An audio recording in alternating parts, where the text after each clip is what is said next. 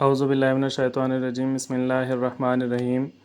یہ آج کا لیکچر ہے چیپٹر نمبر 1 قرآن مجید اور حدیث نبوی کا، اس کا ٹاپک ہے، 2 اس کے ہیں، اور اس کا یہ نا پارٹ 2 ہے۔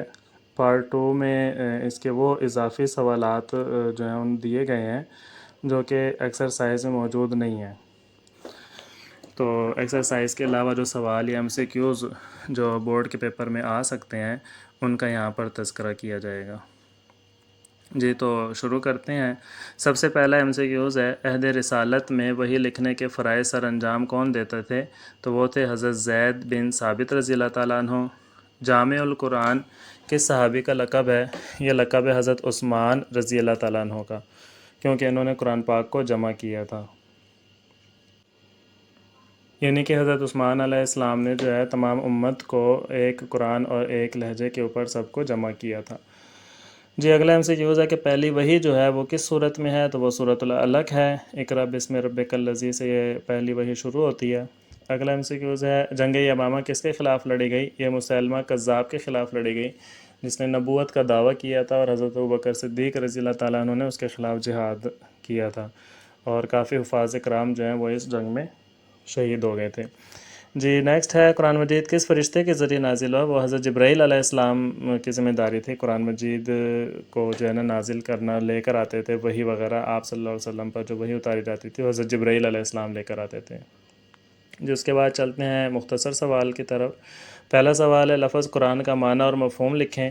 تو لفظ قرآن جو ہے قراءتن سے نکلا ہے، جس کے معنی پڑھنے کے ہیں۔ قرآن پاک ایک ایسی واحد کتاب ہے جو دنیا میں سب سے زیادہ پڑھی جاتی ہے، اس لیے اس کو قرآن کہا جاتا ہے۔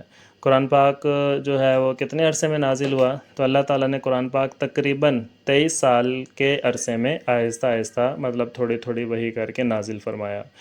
قرآن پاک آج تک کیوں محفوظ ہے؟ قرآن پاک کی حفاظت کا ذمہ اللہ تعالیٰ نے لیا ہے، اور فرمایا ہے کہ بے شک ہم نے اس کو نازل فرمایا اور ہم ہی اس کی حفاظت کرنے والے ہیں، اور یہ قرآن پاک جو ہے قیامت تک اسی طرح ہمیشہ محفوظ رہے گا۔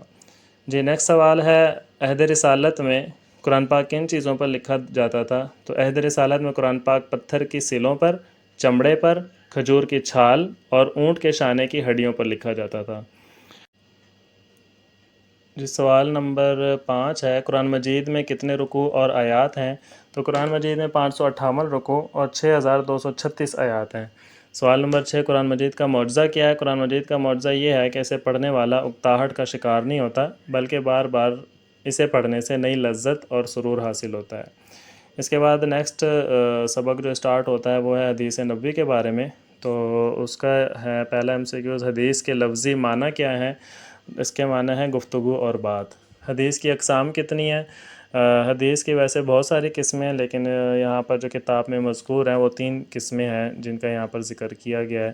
اس کی تفصیل جو ہے شارٹ کوسچنز میں آ جائے گی۔ کامل ایمان والا شخص وہ ہے جو بہترین ہے، جو اخلاق میں، اپنے اخلاق میں، عادات میں بہتر ہے، وہ کامل ایمان والا ہے۔ کسی چیز کا علم ہوتے ہوئے جان بوجھ کر غلط مشورہ دینا کیا کہلاتا ہے؟ تو وہ بھائی سے خیانت کہلاتا ہے۔ کوئی ایسا کام جو رسول اکرم صلی اللہ علیہ وسلم کے سامنے کیا گیا ہو اور آپ نے خاموشی اختیار فرمائی ہو کہلاتی ہے حدیث تقریر۔ حدیث تقریر کہلاتی ہے۔ اور والدین کی نافرمانی کرنا کیسا گناہ ہے؟ تو یہ گناہ کبیرہ ہے۔ حدیث کے مطابق کسی کی عزت نہ کرنا بالکل حرام ہے۔ ہر ایک کی عزت کرنا جو ہے نا اللہ تعالیٰ نے لازمی قرار دی ہے۔ جی اس کے بعد مختصر سوال کی طرف آتے ہیں۔ سوال نمبر 1 ہے، سب سے بہترین شخص کون ہے؟ تو حدیث کے مطابق سب سے بہترین شخص وہ ہے جو اخلاق میں بہتر ہے اور اپنی بیوی کے ساتھ بہتر رویہ رکھتا ہے۔ نیکسٹ ہے، حدیث کا اصطلاحی مفہوم لکھیں۔ اصطلاح میں حدیث سے مراد وہ قول، فعل اور عمل ہے جس کی نسبت نبی اکرم صلی اللہ علیہ وآلہ وسلم کی طرف کی جائے۔ سوال نمبر 3، حدیث کی اقسام کے نام لکھیں۔ تو حدیث کی 3 قسمیں ہیں، اقوال، آپ صلی اللہ علیہ وسلم کے قول جو ہے گفتگو، نمبر 2 افعال، آپ صلی اللہ علیہ وسلم کے جو اعمال ہیں، جو کام، اور تقریر۔ تقریر کی وضاحت ابھی پہلے ہو چکی ہے، ایسا کام جو صحابہ کرام کے سامنے کیا گیا ہو صحابہ کرام نے کیا ہو آپ صلی اللہ علیہ وسلم کے سامنے اور آپ صلی اللہ علیہ وسلم نے خاموشی اختیار کی ہو۔ سوال نمبر 4 ہے حدیث نبوی کی اہمیت بیان کریں۔ تو حدیث نبوی کی اہمیت یہ ہے کہ نبی اکرم صلی اللہ علیہ وسلم کی احادیث مبارکہ دین کی تعلیمات کا سرچشمہ اور ہدایت کا ذریعہ ہے۔ رسول اکرم صلی اللہ علیہ وسلم کی بعثت کے مقاصد میں سے اہم ترین مقصد قرآن مجید کی تشریح، تفسیر اور اس کا عملی نمونہ فراہم کرنا ہے۔ قرآن پاک کی تعلیمات کو سمجھنے کے لیے احادیث اہم ذریعہ ہیں۔ سوال نمبر 5 ہے احادیث نبوی کی فضیلت بیان کریں۔ تو ہماری زندگی نبی اکرم صلی اللہ علیہ وسلم کی احادیث کے مطابق ہونی چاہیے تاکہ ہم اپنی زندگی میں کامیابی حاصل کریں۔ اس سے اللہ تعالی ہمارے اعمال اور ہماری زندگی میں برکتیں فرمائے گا اور ہم پریشانیوں، مصیبتوں اور غموں سے محفوظ رہیں گے۔ سوال نمبر 6 ایک مسلمان کا دوسرے مسلمان پر کیا حرام ہے؟ تو حدیث مبارکہ کے مطابق ہر مسلمان پر دوسرے مسلمان کا خون یعنی کہ قتل کرنا، مال لوٹنا اور عزت کا خیال نہ رکھنا حرام ہے۔ احادیث نبوی سے ہمیں کیا رہنمائی ملتی ہے؟ تو احادیث نبوی سے ہمیں یہ رہنمائی ملتی ہے کہ ہمارے لیے زندگی گزارنے کا معیار اور نبی اکرم صلی اللہ علیہ وسلم کی ذات اور آپ صلی اللہ علیہ وسلم کے اقوال اور افعال ہیں۔ ہمیں اپنی زندگی کو آپ صلی اللہ علیہ وسلم کی تعلیمات کے مطابق ڈھالنے کی کوشش کرنی چاہیے۔ حدیث کے مطابق جو ہے کیسی روزی کمانی چاہیے؟ حدیث مبارکہ میں ارشاد ہے کہ روزی اچھے طریقے سے اعتدال کے ساتھ طلب کرو، جو حلال ہے وہ لے لو اور جو حرام ہے اسے چھوڑ دو۔ سوال نمبر 9 رشتہ داروں کے ساتھ کیسا سلوک رکھنا چاہیے؟ تو ہمیں رشتہ داروں کے ساتھ اچھا سلوک کرنا چاہیے کیونکہ حدیث کے مطابق رشتہ داروں سے اچھا سلوک رکھنے کی وجہ سے رزق میں اور عمر میں اضافہ ہوتا ہے۔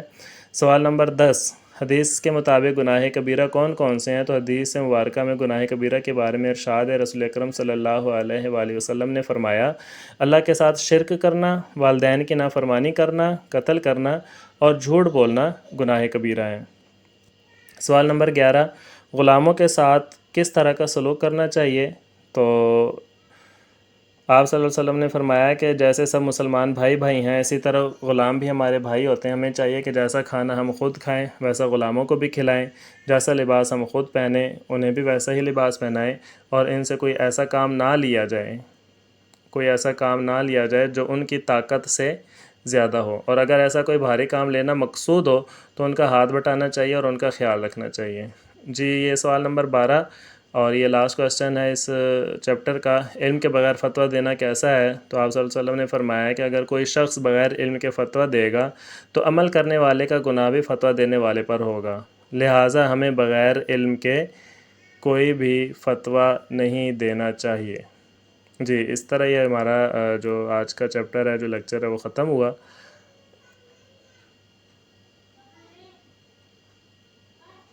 اللہ حافظ۔